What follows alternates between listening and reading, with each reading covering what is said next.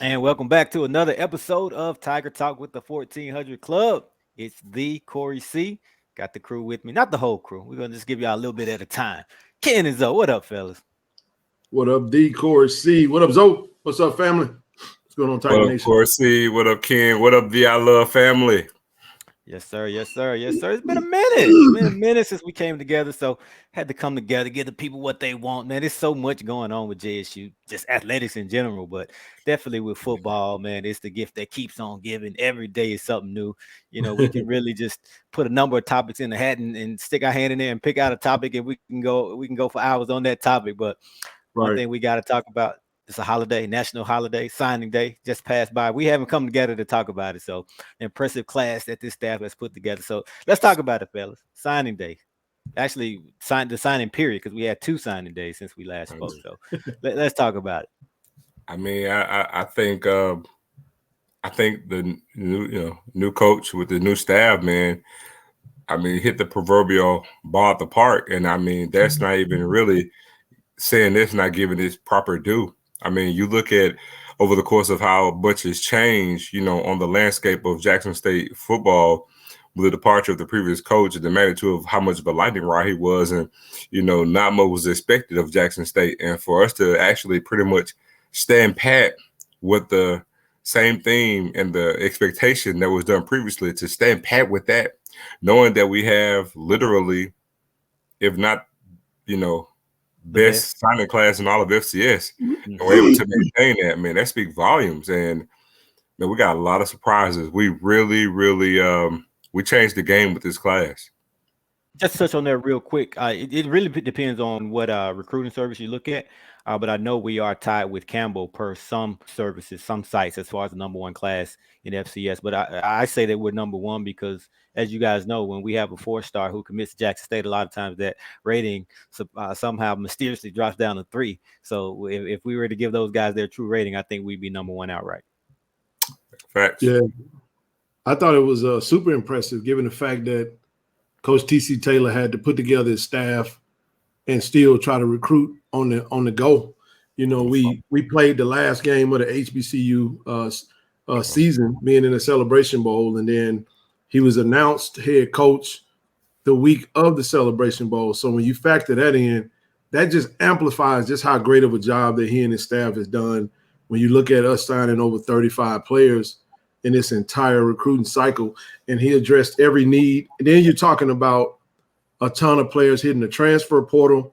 So being able to manage that, where you're watching players walk out of the door, and we've seen players come through the door that really mirror the players that's exiting the door. So they had a strategy. Mm-hmm. And then he landed a home run high. And I know we're not getting into the coaching staff, but when you break down the staff that he brought in, this is impressive, man. This is impressive. Yeah. So looking at what he assembled, looking at this class that some people, I won't get in trouble earlier saying this might be one of the best classes we've seen, even in the past 2 years. But I ain't going to go that far. I'm going to just say, man, heck of a job by Coach TC Taylor and his staff, man. This was amazing. It was. Yeah. Now we got to give TC his props, man. We got to give his due. I don't think I don't think he's gotten it enough because you mentioned what he was up against, but first of all, the roster turnover. I call it turnover because every year every team's going to leave some guys to the portal.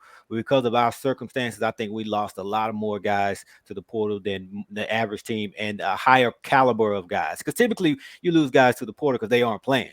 Right, but we lost some of our top players, some of the top players in some of the top players in college football. If you look at the players we lost, they're on FBS Power 5 like watch list and Heisman list and impact players list on the Power 5. So we lost them, and TC had to not only replace them, but you mentioned this kid, the quick turnaround. A lot of people don't think about how much time he had. When was he announced? December the 13th, actually. And when was signing day? December 17th. So let's think. No. December 21st. I'm sorry. Okay. 21st. So 8 days. So he had the number one class. Granted, we had another signing period since then, but he had the number one class. He had 8 days to put it together. Now, TC Taylor, he's been working. We can't say he had 8 days because these are guys he had been recruiting because he was always prepared to be a head coach. You guys have heard that saying, act as if, right? Dress up for the job that you want, not the job that you have. right? Play that role. So, he's been doing that, but still to be officially announced and then have to, win those guys over in terms of recruiting them in such a short amount of time. Super impressive. And then another obstacle, he was shorthanded. He didn't have a full staff. Who did he have recruiting with him? Officially, we'll say officially recruiting with him. Coach O? Big O. Shout Hey out man. to Coach O, man. Hey, Coach O by himself is like 3 coaches recruiting It that is, state of man. Mississippi. It is, man. Yes, indeed. Man. The master recruiter, man. And he was recruiting coordinator on the previous regime. So we had y'all know how we were thinking. We was like, man, we just wanted Coach TC and Otis to be on the staff, man. And it worked out. And now we all see why we wanted that. So yeah, man. Shout out to both Coach TC and Coach O. Yeah, man. I mean, Coach O, the glue, man. And just on a personal note, and I know you guys, Jackson guys, I know you guys have been knowing Coach O for a long time, prior to him coming to Jackson State. So have I, just from afar, just showing it. I watched him play football at high school and then even in college. But man, aren't you just happy to see this guy just move up the ranks and see the promote? We talk about elevating, right? Right, associate head coach, man. He's been putting in the grind. He's been grinding and putting in that work, and to see it, I don't want to say it hadn't paid off in the past, but to just see it, him be TC's right hand man, and all the acclaim that's coming along with him, and all the national recognition that he's getting, Senior Bowl, everything. Or was it the Senior Bowl? Not the Senior Bowl. The Shrine Bowl. Shrine Bowl. Sorry, Shrine Bowl. He was coaching with the New England Patriots all week, man. That's all. Just happy for him, though. Yeah, man. Yeah. Speaking of Coach O, man, we all knew that he was going to be out there this past week with the New England Patriots at the East-West Shrine Bowl in Vegas, right? But one of the things I'm really looking forward to, because y'all know anytime you go into a space where you're kind of in an elevated space, you're going to bring that back to the team. So he's not just going to be recruiting coordinator on Coach TC's staff. He's going to be actually actively touching the players. He's a position coach, tight ends coach / assistant coach. So he's going to be able to bring back what he learned and what he's been able to garner from that week and being around Bill Belichick, who some would like to consider as the GOAT, right? So, but again, shout out to Coach O, Jacktown, Mississippi product, and he's doing a great job, man. And can't wait to see just how well our JSU Tigers are going to be this year under his leadership as well as the entire coaching staff. Yeah, I definitely like to echo that. I mean, and kudos to him again being chosen to the East-West Shrine Bowl. That's just a byproduct of the season, of the work, and again, relationships. And we mentioned about how well he did in recruiting. Is just another testament to that, because again, relationships. And the one thing that's going to stand out, in what they did in December in the early signing period is the fact that you're going to have a great number of Mississippi talent, which we did have previously. Is going to have a great Mississippi flavor, which again is going to reinvigorate some of our fans, knowing you're going to have more local kids there, and we're already doing great numbers. This is going to be even more of an incentive to actually come out and see those kids. But we like I said, man, just kudos to Otis, man. He's on a meteoric rise up the coaching ranks, and again, to go from O-line coaching the previous regime to being the recruiting coordinator to now, putting that whistle back on, but also, adding some more titles under his name, because now he's the assistant head coach as well. So kudos to O. Definitely, no doubt. So let's get to it, fellas. Let's talk about this class. So I want to do it a little bit differently because it's been a while since we've announced the signees, and we've had shows and different platforms, live shows where we've broken down this class and talked about it. So there's really not much more to talk about in terms of naming the guys. I think we all know who they are. So let's switch it up. I'm gonna put you guys on the spot and have a few categories and kind of see where y'all's head is at with these categories. And I know a lot of the players like to watch the show as well. So we don't want, we love all of our guys, but with these categories, we're only going to be able to pick 1 or 2 guys per category. So players, if you're watching, it's all love. We're just going to, unfortunately, we can only pick 1 or 2 for each category. But if you're in this signing class, trust me, you must be a dog, and we got love for you. All right, so y'all ready? I just want to preface that, but you guys ready? Okay, so the first category is, and you can do this however you want to do it. You can pick, you can pick 2 or 3 guys if you want to. This is going to be hard on some of these. You can pick 1 high school guy, 1 transfer. You can pick 1 on offense, 1 on defense, however you guys want to do it. No rules to it. All right. So the first one is, who is the highlight of the class? That's right. The highlight of the class. We're gonna get right into it. Told you, man, it's gonna be tough. So you want to take this first, or you want me to go? I'm gonna go. I can't believe I stumped Ken and Zoe. I ain't started. I was just gonna get Zoe. Okay. Oh, you're just giving him the floor. Okay. It's an easy answer for me. Okay. Well, I mean, Zoe. I think everybody's going to assume we'll say something, but I'm gonna go in a different direction for obvious reasons. I'm gonna say initially the highlight of the class to me right now, I'm going to say is Jason Brown, and I say that because of I'm saying that because of the loss of Shedeur and just this whole premise of being able to start over at the quarterback position. So bringing in a veteran guy, saying with leadership and with plenty of years of college experience, also knowing that, knowing who we have on the coaching side at the OC, I think it's a good marriage here, at Jackson State. So I'm going to say with an asterisk, I'm going to say Jason Brown. He's putting the asterisk. He's already starting out with an asterisk, but it's all good. I told you it's going to be hard. It's going to be hard. Now, you surprised me with that one. Now, I wasn't expecting Jason Brown. Well, because I know what everybody's going to automatically say. I know Ken not going to go that way either. I'm going to go that way. The highlight of this class is Seven McGee. Like, let's just call it what it is. And here's why. It's no disrespect to any other players, but it set the tone. It was the first commitment. Now, granted, he wasn't the first commit. He wasn't. It was actually Philip Short. As soon as TC was a name, Philip Short dropped the he committed, but Seven McGee was that recruit that let us know. You know what? Yeah. Okay. Yeah. Everybody was like, all right. Because this is why I say that, because you can say, okay, Philip Short is from Mississippi, from Jackson, and okay, there was ties there. Maybe there's a relationship, so people can kind of, try to water that down. Piece it together. You can't water down Seven McGee. You know what I'm saying? That was TC Taylor put his stamp on it from the jump. You know what I'm saying? That was coming out. A-ball MJG coming out hard. Hey, that was him saying, I'm here, baby. I'm here. You got to remember now, that was that first official standby. Well, right. Exactly. Well, so even before standby. So that, to me, he was the highlight of the class. Then he's a 4-star. You're talking about a Power 5 player that played. He was also the season prior. He's the #1 running back out of the state of New York. Mm-hmm. So when you talk about player, #1 player, that's correct, #1 player. And as a running back, that's what I was thinking.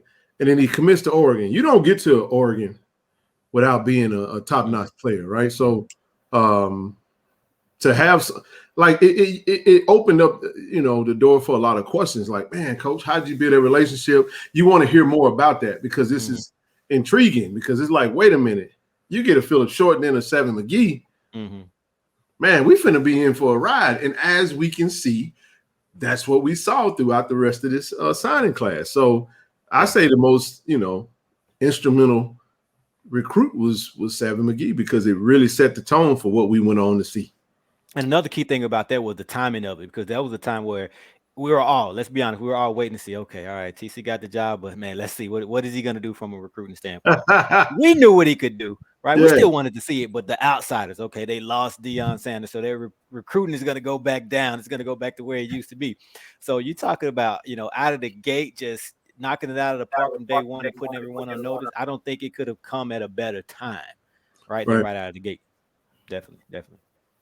Okay, so this one, I would have expected you guys to go with 7 for this one. You can go with 7 as well if you want to give it to him for this one as well, the next one. But it's biggest surprise of the signing class. Who's your pick for biggest surprise of the signing class? I'll take this one first. Go ahead. My biggest side, Philip Webb. That was my biggest surprise, because again, another 4-star kid transfer from LSU. It's like, whoa, you know what I'm saying? Like when you're talking about a surprise, Seven McGee could have been a surprise. He fit the bill too, but now we're like in the meat and potatoes. We passed early signing day, right? We in January, fellas, and then all of a sudden, boom, you get this stud of a transfer, man, who is again, you don't get to an LSU if you're not a dog, man. So you're talking about And I know we've had him on Tiger Talk, but my goodness, man, that one was a shocker to me because that was like, okay, all right, we cooking now, man. Coach TC, that's when them standbys got to popping, right? So that was the biggest surprise of this signing class for me. Phillip Webb, 6'4", 250 plus out of LSU, Buford, Georgia, to be exact. 4-star kid, man. In his film, you just see violence. You just see violence. That's my pick, Core. And so let me say something about that. You say that's the biggest surprise, but think about for you. But think about it. He asked, and he wanted to be here. He said it on Tiger Talk. We didn't even have to recruit him. This is where he wanted to be. So the guy who was your biggest surprise, that's normally a person that you would think the staff, recruited and wooed and wined and dined and did all this, and we were fortunate to get him. But this guy said, "Oh no, they didn't have to do much. I already wanted to be here." So, and this is again post Coach Prime. So it goes back to Coach TC Taylor and the job that he's doing. Well, the biggest surprise for me, I got to highlight the fact that this goes along the while. We had already got 7. Isaias had came, so we had got some names coming in, but we were getting a certain thing. We were getting a lot of receivers, running backs, and DBs. But this came out of the field. So Ken, I'm gonna match you 4-star for 4-star. Cameron James. Okay. Yeah. Cameron James was a big surprise, man. Came out of the field, 4-star O lineman. Straight out of Minnesota. And, again, and this is before, again, officially knowing what the staff is. And we got this first big O lineman, 6'8", you know what I'm saying? You're talking about 6'8", 280, you know what I'm saying, from Chicago of all places in the Midwest. And we talk about, knowing that we want to, at the time was like, man, we need to get some O linemen. We need some beef. And we get a 4-star out of left field, totally unexpected, almost like a 7 type of field. But man, and to get him, and the fact that he's here, and then we add the other linemen. So Cameron was a huge surprise. I think one of the biggest surprises that we got. Yeah, definitely a surprise. Now, you guys are insiders, so a lot of this information y'all kind of find out in advance. So maybe it was a surprise when you found out that we were going after him, but it wasn't a surprise when he signed because you knew we were going after him. The staff kind of tipped us off a little bit and told us the importance of getting him. So he was a guy who we had our fingers crossed and brought him to town and told him, hey, when you come, just one-way ticket. Don't even pack, bring all your stuff so you can stay, because it was up against it in terms of getting enrolled. So they were able to pull that one off. So definitely good stuff. All right. Immediate impact. Talking about a guy who Orange Blossom Classic, FAMU Miami, make his name known right away. And he can be a freshman. Do this for me, because we're going transfer heavy so far, which is fine. If you go with a transfer, that's fine, but give me a freshman as well. All right, I'm gonna go first. Transfer, kid, I'm going with this. Yep. He says Guthrie. Yep, I knew he was going there. He says Guthrie, man. I already knew he was going there. Hey, man. Let me tell you, he says is going to reap major havoc on the SWAC of biblical proportions. I mean, his name came out the Bible. Biblical proportions, dog. But man, I really figuring to say it's to start from day one, man. Be a leader on the team. He's humble. He has the right moxie. He's an All-American, for crying out loud. Guy has a NFL pro potential, man, and he's hungry. Having a year out away from the game, and we're loving on him. So he's ready to step in and prove.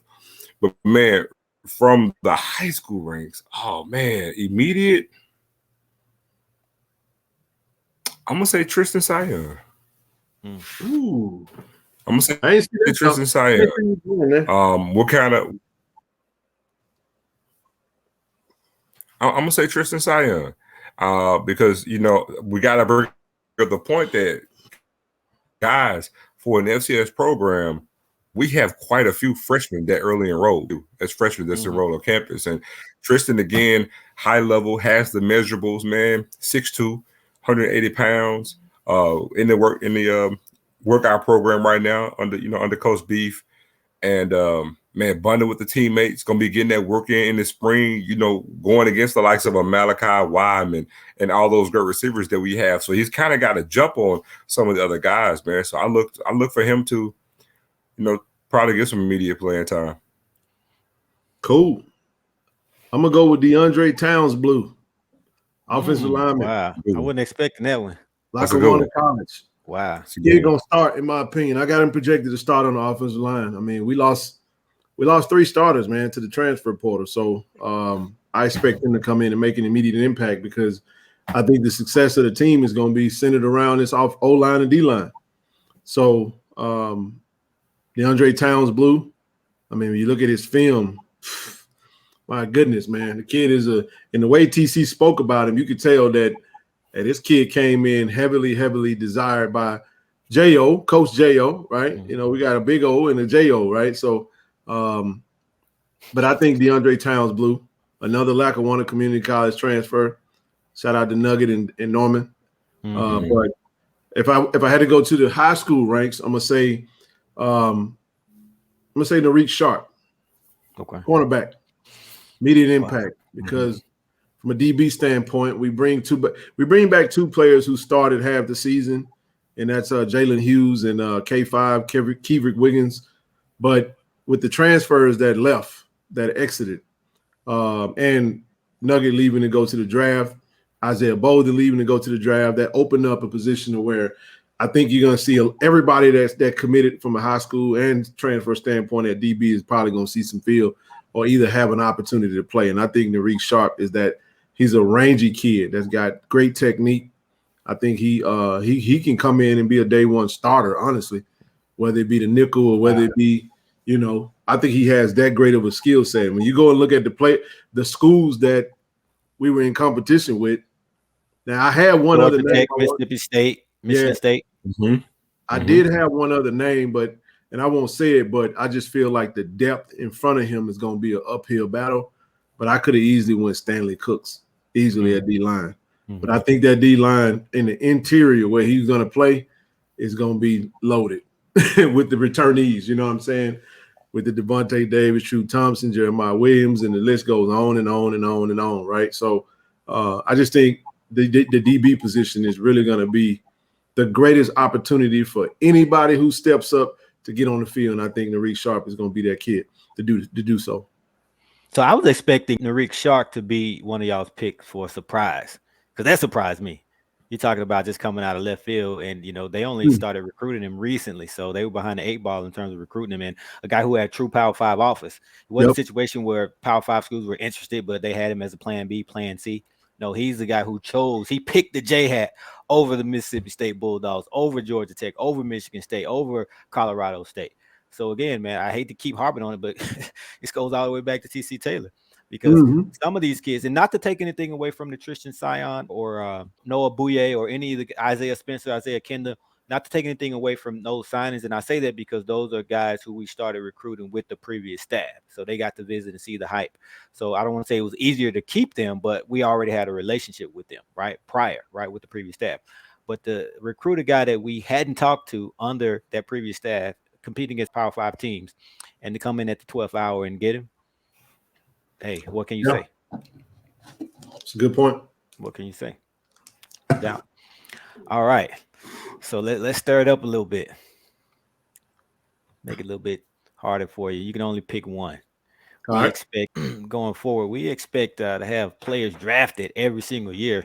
Shout out to Mr. James Houston, kicking things off, showing the world that it doesn't matter where you play ball at. If you can play, you can play. That's going to trickle over to Aubrey Miller, who has improved his draft stock, his status. Dallas Daniels has done the same, looking for Isaiah Bolden to make some noise. And, you know, Nugget, I don't want to get the naming because, you know, we always leave somebody out. But a number of guys who are up for the draft.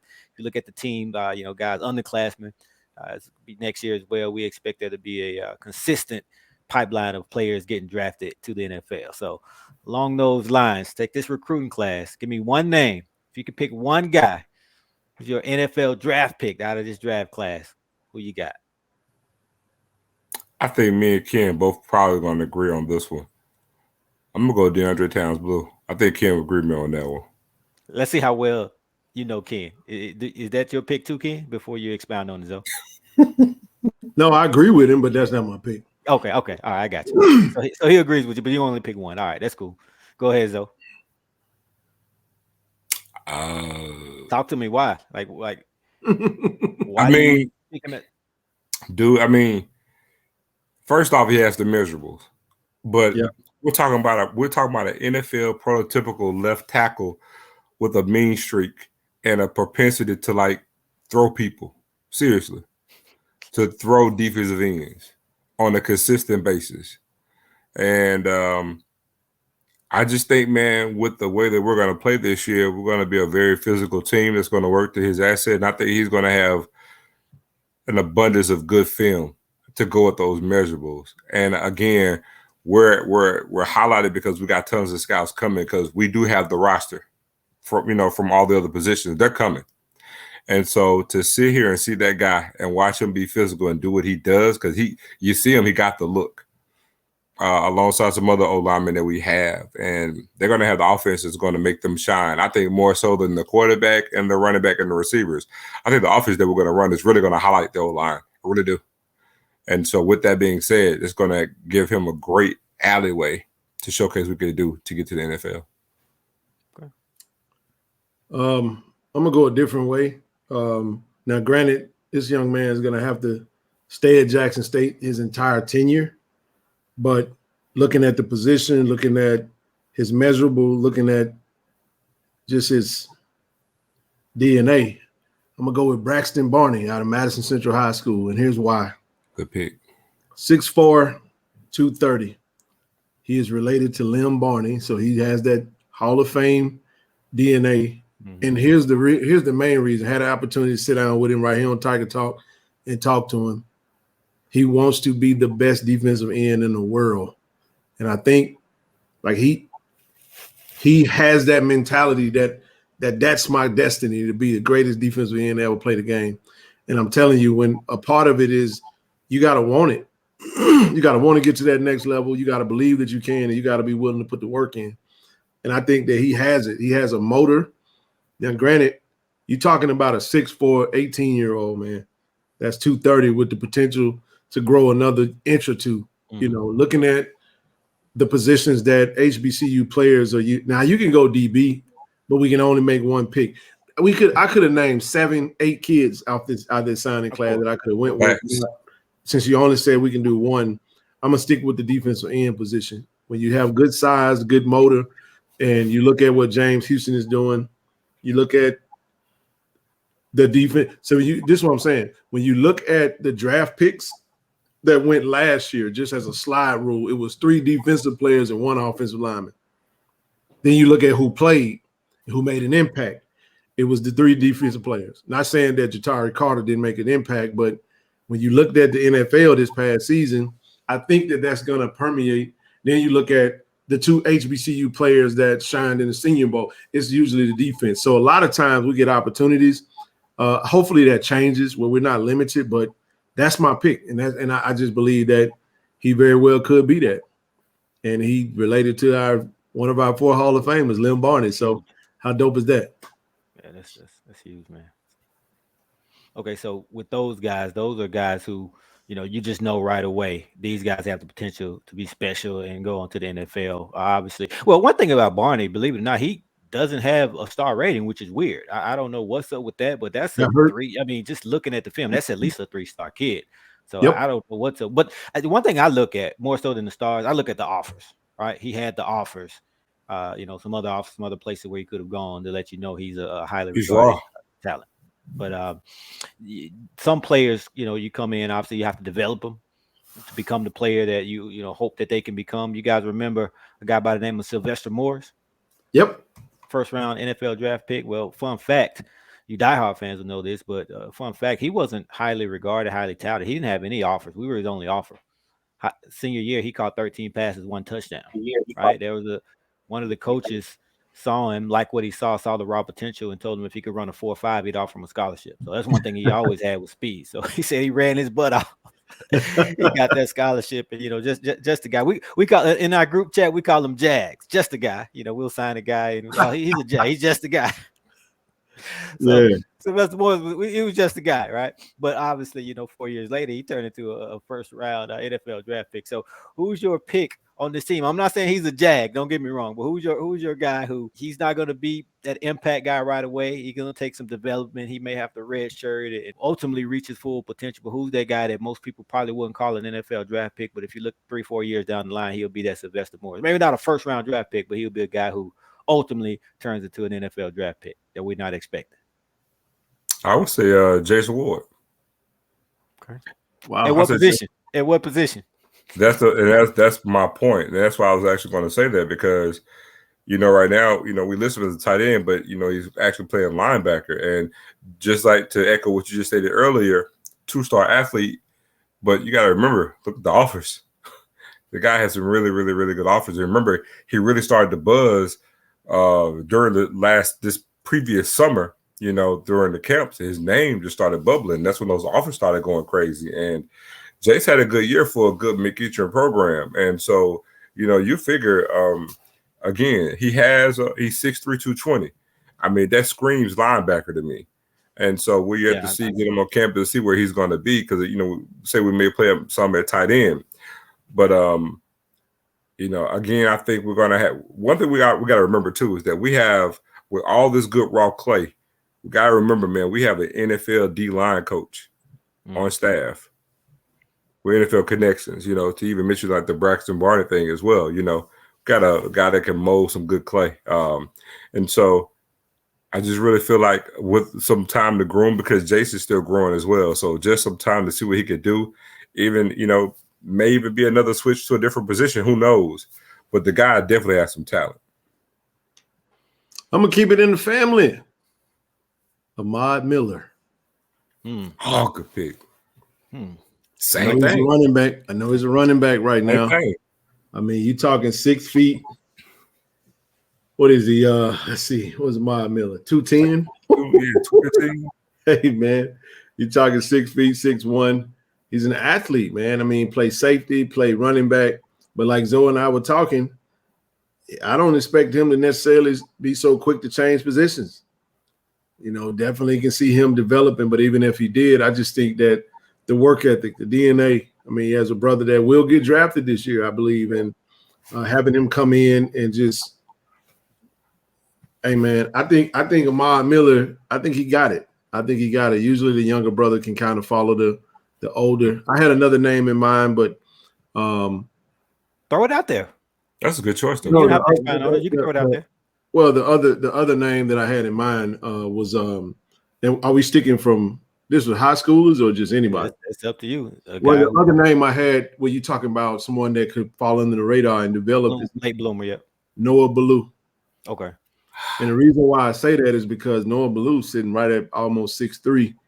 He's sitting at 6'3", 215 right now, and he's a nice. When you look at his film, coming out of Lancaster High School, really like a 2-star. You're talking about a kid that's got, like Zoe keeps saying, he's good clay. You got a really good linebackers coach with a great D coordinator. I mean, listen, man, this young man at age 18, at that size, man, that's a FBS body right there. And all he has to do is get in on the coach beef, let him strengthen him up. And you talking about playing behind a Jarente Davis, playing behind an Alan Walker who came in with this class, or Javarian Jenkins or KJ Arrington. You seeing them do the work. I think this young man can come in, get some reps, and be very similar to some of the linebackers that we had on the roster previously. But we won't mention their name because they're no longer in Tiger uniforms. But shout out to him. I definitely think Noah Ballou could be a late bloomer. They can definitely have that potential. I actually like that choice. I like to use Noah as a good analogy. Like, so we're talking about redshirt, and it gives the mindset almost like saying, we're just gonna got this car we're building. It needs a little work, right? But whenever you're doing it, was the first thing you always ask, what the engine running like? He got a good motor. Yep. You know what I mean? Mm-hmm. Just need some other little body parts to get with him. And then, now you're going to take him out for a good stroll. But, I mean, he got the frame. He got the good engine. Got a good motor. Everything else could be added on to it to add to what Ken was mentioning. So that's a damn good choice. But, man, it's so many. It's hard to actually keep up with, so who you going to choose. Yeah, it is. I hope you have a list of the signing class in I front got of the you. list in front of me. Otherwise, That's why I'm looking you at it. gotta have. You gotta have. You gotta I have. ain't trying to make no memory out of this. It's 30 plus No players, man. doubt. No doubt. Yeah. No doubt. All right, here we go. The vet. So attendance is on the rise. We expect attendance to continue to climb. This despite a famous coach moving on, but we the fan base has been reinvigorated, and we've gained new fans. So we don't expect that to fall off at all. We expect it to continue to increase. So, man, it's just something about when the vet is rocking, when the team is good, and when we have some electrifying plays. It's just something about it. So there's always that guy on the team who's Mr. Electric who will electrify the vet over the years. We're not going to get into names, but based on this recruiting class, the signing class, who is your Mr. Electrify the vet? I got two. Okay, who you got? I'm going with Isaiah Spencer. Ooh, that's a good one. And believe it or not, man, nobody's flying under the radar. Mike Williams. He is flying under the radar. I don't know why. But man. Mike Williams, man. Electrify the vet. Give me Isaiah Kendall. Ooh. Too late now. All right. Give me Tim Stewart, bro. Wow. Speak on that. That's a defensive player. Like talk to me. Where that come No, from? reason being that Tim Stewart is a hard hitter, man. And he's at home. I think Tim Stewart is definitely going to be that kid he's a veteran presence. And I think he's going to relish in this moment, man.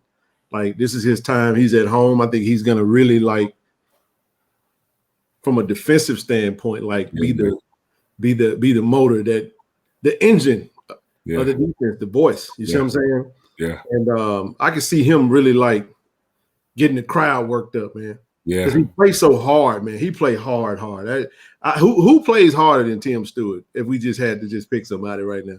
Plus, he's a big hitter. Man. Huh? Plus, he's a big hitter. That's what I'm saying. So when you're talking about electricity, hey, man, the defense can get things worked up, man. We've had the best defense in the past 2 seasons. Now, I get it. You talk about, well, I said a defensive player. I can't even say a quarterback because I don't know who the quarterback going to be, but facts. I'm going to go with Tim Stewart, and I'm going to say Isaiah Kendall.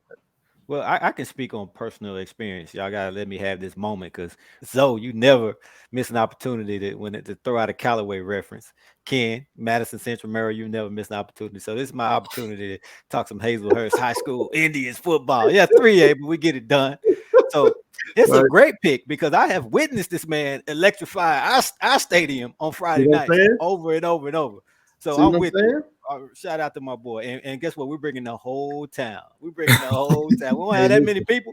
Right down the road. But we're bringing them all. So, yeah, we're going to electrify the vet. Well, Corey, I got to say, I tell Ken all the time, the kid is electric, man. That kid, if it wasn't for the measurable, that kid would be a 5-star. Damn. He said that multiple times. I'm telling you, it's only because of his measure. If it wasn't for the measurable, that kid would be a 5-star. 5-star talent. Definitely. Love it. All right.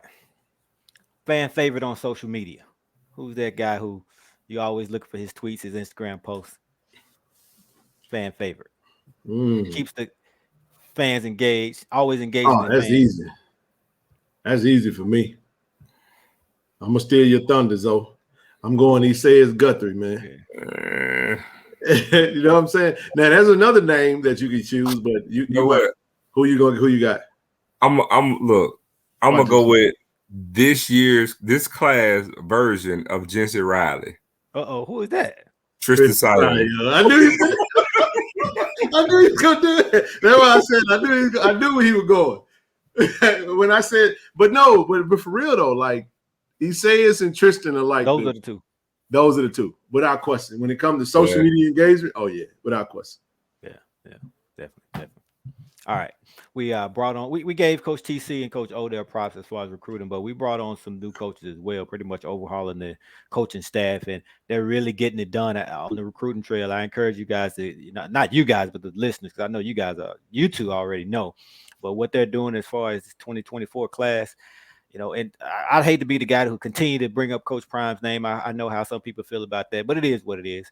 If you were to look at this class, if you did not know that Coach Prime was not still the coach at Jackson State and you were just following recruiting and seeing the offers going out, you would not know that he has moved on because it has not dropped off. That's a good point. Still sending out the same 4 stars. I feel like these are the same guys that we would be recruiting if that previous staff was here. So kudos to these guys getting it done as far as 2024. So who is your pick for coach recruiter who has impressed you the most from a recruiting standpoint? Oh, wow. You know what? Ken know I'm going with this. I'm gonna say Coach J.O. Okay. Damn. Because guess what? According to his own mouth, the yard will be guarded. We gonna protect the block. He said that when we got 2 big commitments on the old line. Yeah, the yard will be guarded. Absolutely. We must protect the block. And I have to bring them up because, again, like we stated earlier, I feel like all the coaches did their thing. We made all these splashes, but then the narrative was starting to get out there like, oh, yeah, it's cute. This is almost like Prime. We're getting all these, these athletes and receivers and, running backs, all the pretty flash and dash. But what we really need is this. And Coach J.O. said, man, let me roll my sleeves up and show y'all what I'm about to do. And then, bam, you get hit with a 4-star. Bam, you get hit with his other 3-star JUCO All-American. You know what I mean? And then, bam, you get another 3-star kid out of Holmes County Central. And it was just right after another, after another, after another. Mm-hmm. And again, it's height. The shortest old lineman on the whole entire team now is right at 6'4". The shortest lineman. You're talking about 2 bookends at 6'8". I mean, Coach J.O. is working. Right. If I had to pick a coach that I'm most impressed with from a recruiting standpoint. Where you going? Oh boy. Damn. Maurice Harris, man. I could go RJ Fleming, but yeah, I was thinking, RJ Fleming has been very impressive. But here's why I say Maurice Harris, because Maurice Harris engulfs the entire offense. And he's had a hand in a lot of what you've seen come through. But damn, man, RJ has hit it, man. He's hit it, man. He's hit it. It's hard. And even Coach Bradley, I know I'm naming everybody, but I knew this was going to happen. I'm surprised it took so long for it to happen for you to just name everybody. Damn, that was hard. Even listen, man, I got to pick one. Yeah, I'm gonna stick with Coach Maurice Harris because just his name alone and being able to really like when you saw the offers go out there and see who actually committed. Like for example, when you look at some of the wide receivers, some of the wide receivers were recruited by O and TC, you know what I'm saying, before he had become the coach or whatever. But I guess in that instance, you could go with RJ because RJ has been aggressive, man. But I'm gonna stick with Coach Harris, man. I'm gonna stick with Coach Harris. I mean, that's still a great hire, man. Phenomenal hire to be exact. Yeah. Let me say it this way: RJ Fleming coached with Coach Harris over at Liberty, so Maurice Harris brings in RJ Fleming, so we can do a package deal. Good point. Yeah, good point. Good stuff. All right, last one, and this is not really a category to pick from or to choose someone from, but I just want you guys, especially you, Ken, but both of you, just kind of talk about the significance of what we've been able to do going into a school like a Madison Central. And I'm picking that school, and Ken knows why, because we typically, and there's some other schools that we can name as well, but we had a lot of success in Madison Central this recruiting season, with several players that typically we probably would have even spoken to. And if we did, they would have, let's be honest, not to speak for these 3 guys individually, but just in general, kind of blown us off. So to be able to go into those schools, and then all those kids from Madison Central that we signed, they really, really wanted to be here. Like they bleed blue, like they are Jackson State University, true blue already. So just talk on the significance of being able to go into some of these places that traditionally we haven't been able to have success at, that has talent. Yeah, Madison Central is a unique situation because, to keep it on the up and up, man, I'll just say that some other Power 5 schools within the state has had their hands wrapped around Madison County for quite a while, specifically Ole Miss. You take someone like a Mike Espy who played there. You take a Shea Hodge who played there. Some of these guys are very instrumental in the city. And when you go and look into their town where they have some of the best facilities, they have camps, they have a lot of that goes on. So a lot of the kids that can afford the camps, that can afford to work with these coaches, played at these Power 5 schools. So, and then let's be real about it. Like, we weren't very good for like 7-8 years. So that didn't help us none. But when you have someone like a Otis Ridley and a TC Taylor who has rank within the state and respect within the state, and then you bring in a Coach Prime for 2 years, you change the narrative about Jackson State relatively quick, and then Coach Prime leaves, TC stays, Coach O stays. Now their relationships within the state are allowed to be put on display, because if you remember, under Coach Prime, they were responsible for Mississippi. And then Coach O was the recruiting coordinator. So when you look at it like that, Madison Central now is a little easier because the doors were open under the previous couple of years, but now we had some success and we won. So when you're able to go into Florida, Mississippi, and get some of that talent, because a lot of people understand, like, for the dynamic of Madison Central, there's a lot of Florida, Mississippi kids, man. I saw it. I was a part of it. A lot of my teammates from Florida, and we're talking about some of the best athletes in the state in a very small town. It don't make sense. It's like Batesville, man. You don't get why South Panola good every year, right? But when you factor that in, I'm more than ecstatic, because I know how certain parents just didn't think Jackson State was a good decision or a good choice for their kid, and to see not one, not two, but three young men who played on the state championship team, was it 2 years ago? BJ Washington, Isaiah Spencer, and now Braxton Barney. These are 3 championship caliber players. And I'm gonna add one more name, Corey. I know he's part of the football program too, Mr. Xander Henderson. I know I'm gonna shout him out. He's part of the equipment staff. So you got another Madison Central Jaguar. I call them Jaguar Tigers. But I'm happy about it. I'm ecstatic about it. And it just speaks to we're back, man. It just don't feel like we're back. Jack State is back, man. Right. You know, more disrespect in the block, baby. We back, and it's official. And sitting down with Braxton, he wanted to be here. Just like you said, and Corey, they want to be at Jackson State. And that not a rebound situation. It's not first choice. So and I'll take that a step further, man. I want to give I'm going to do this. Normally, I don't do this, but I'm going to put it out there, man. I want to give a shout out to Isaiah Spencer. First of all, just been like a lead recruiter, man. Recruiting on social media. He's a guy who we could have put up there with Sias and Tristan as far as fan favorite, but he's very active on social media, instrumental in recruiting. Obviously happy for Brandon as well, but even a guy like a Jimmy Holiday, we didn't get him, but he was really going after him. And this kid, Isaiah Spencer, again, he had offers. He could have gone elsewhere. Georgia Tech, I think he came down to us at Georgia Tech. But the reason why I want to shout him out is because right there at the last minute, and you talked about, Ken, the Power 5 programs in Mississippi having kind of a stranglehold on Madison Central, specifically with Ole Miss. Well, he could have gone there as well, USM. But there's a Power 5 program outside the state of Mississippi at the last minute came after Isaiah Spencer, which is normal. We flipped kids before. We, quote unquote, we flipped Dejon Warren from Georgia last minute. Well, honestly, he had already flipped a long time before that, but for the world, he flipped on signing day, right? But so that's not abnormal because until you sign, obviously it's fair game to continue to recruit you. But this particular Power 5, and we won't say what Power 5 it is. I'll just smile. We're all familiar with this Power 5, very familiar with this Power 5, and I'll just smile.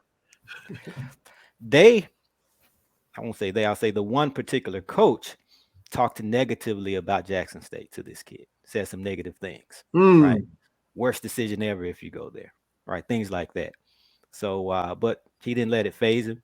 I spoke to him about it because I found out before signing day, and he laughed it off. He said, blue and white all day. He said, I'm signing at 2 p.m. on signing day. So shout out to Isaiah Spencer. It's unfortunate that other Power 5s will stoop to that level. Little old Jackson State University. You said a previous. Never mind. No, I didn't say previous. I said a Power 5. Power 5. Okay. Yeah, I said a Power 5. Don't mix my P's up. But no, I know. My bad. Go ahead. Pushing P out here, man. oh, there you go. But So for a Power 5 to have to stoop to that, because you would think that if you're a Power 5, you can recruit a kid based on who you are. You shouldn't have to talk down on Jackson State, right? But anyway, I just wanted to put that out there. Normally, we don't go that route on Tiger Talk. I'll let Ken and Zoe talk about it when they get ready. But we'll leave it at that. Any final words? I just wanted to put that out there, and y'all can take it from there if you know what I mean. Any final words though? Just want to say, man, to all the other family, man, just pay attention to everybody that came in this class. This class is going to be a transformational class. We're talking about not just this upcoming season, but the following year and the following year after that. This is going to be the real game-changing class for JSU athletics going forward. You guys got to remember, we're on a current 20-game winning streak, conference winning streak, which is tied for the third longest in conference history. And this is going to be the class that's going to, help break that record. This class right here in particular. So, this class is going to change the game because it's the first class of the TC Taylor era, Taylor game. Go out the yard, baby. I love it, man. Good stuff, man. Good stuff. No doubt, no doubt. All right, fellas, been a pleasure as always. Until next time, go Tigers. I love. Go Tigers. Baby.